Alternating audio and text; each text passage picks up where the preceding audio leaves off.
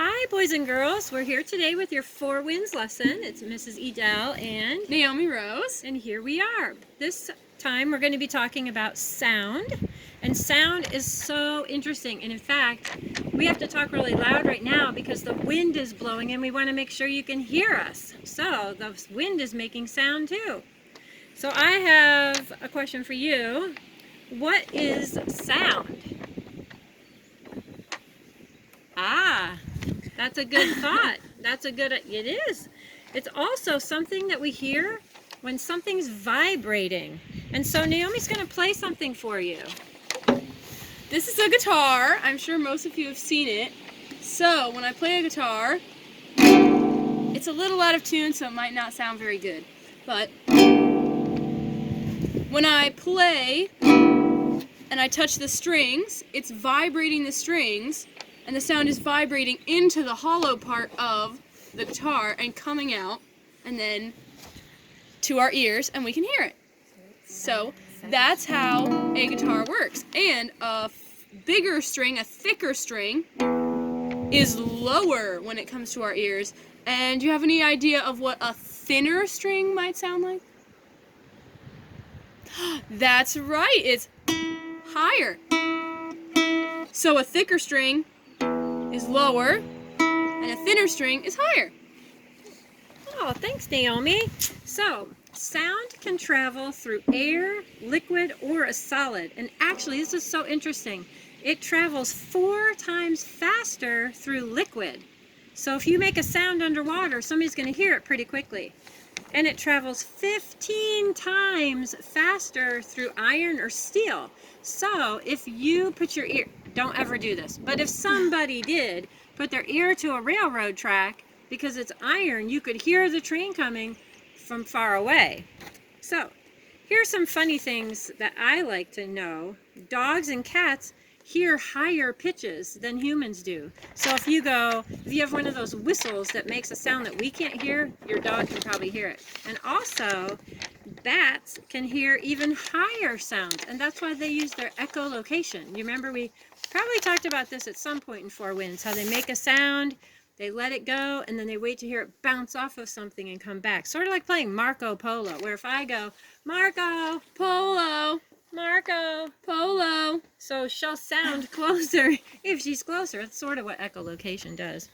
So here are some fun facts that Naomi's going to share with you. Okay. Birds have ear openings hidden behind all of their feathers, so you can't see it. Frogs have an eardrum like a membrane behind their eyes. Ooh, that's kind of gross. Crickets have eardrums on their knees. Isn't that crazy? And honeybees have hearing organs in their antenna, so like up here. So that's pretty cool. That is super fun.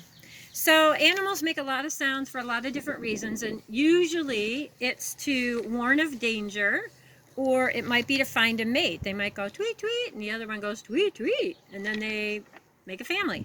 So we have a couple activities we're going to show you, but we do want you to try these at home. So Naomi's going to do the first one. Okay, so what you need is you need somebody's help because you're going to have glass cups and you don't want to break them. So what you do is you fill them with water, and we're going to fill this one almost to the top. And we're going to fill this one just a little bit less, and we're going to barely fill that one. Okay. So, what you're going to do is you're going to hit the glass cups on the side. And do you have a guess on what, or a hypothesis on what it might sound like when you hit them? A little lower or higher or lower on which one? Well, you can make a guess, and I'm going to hit each one of them. Ready?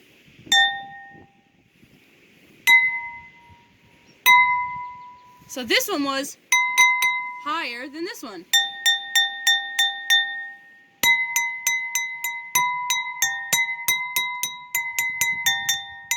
And you can make little songs on the cups when you hit them.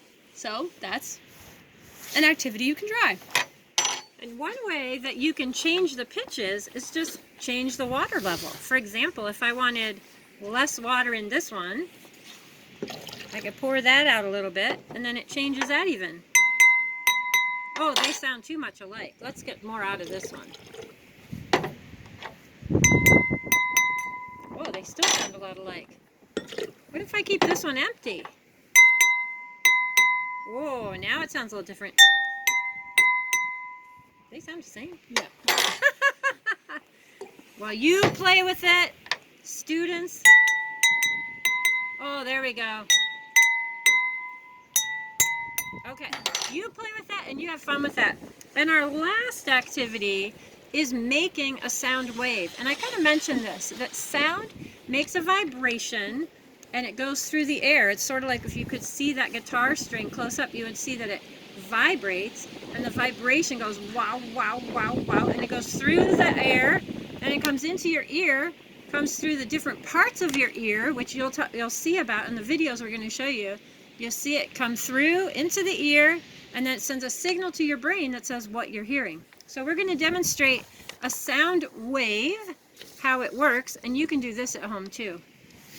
Notice, Naomi and I are not touching hands because we're social distancing. All right, here's our friend the bear. Hello, students. I'm a scientist today. Okay, so Naomi is going to give the sound first. So you said, So whisper. you said Meow. oh, I'm the brain. Oh, that sounded like a cat. Let's do another one. Moo. The sound wave comes through. Oh, to the brain? That sounds like a cow. We'll do one more. You ready? Oink. The sound wave comes through. Oink, says the brain. That must be a pig. So you can practice doing sound waves with your family and have a good time with it. Now, I'm going to hold this up to the screen.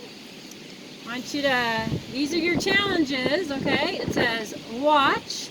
There are 2 videos. One is super cute and fun and it has a lot of animation. The other one is a little more in depth and you'll learn a lot about the ear. And then here's your activity of the day. Go outside, listen, see what you can hear. What do you hear? And draw a picture. It might be a bird, it might be a squirrel, it might be the wind, like we're hearing right now. But you guys have fun. And remember, go outside, have fun in nature. And we'll see you next time. Bye-bye.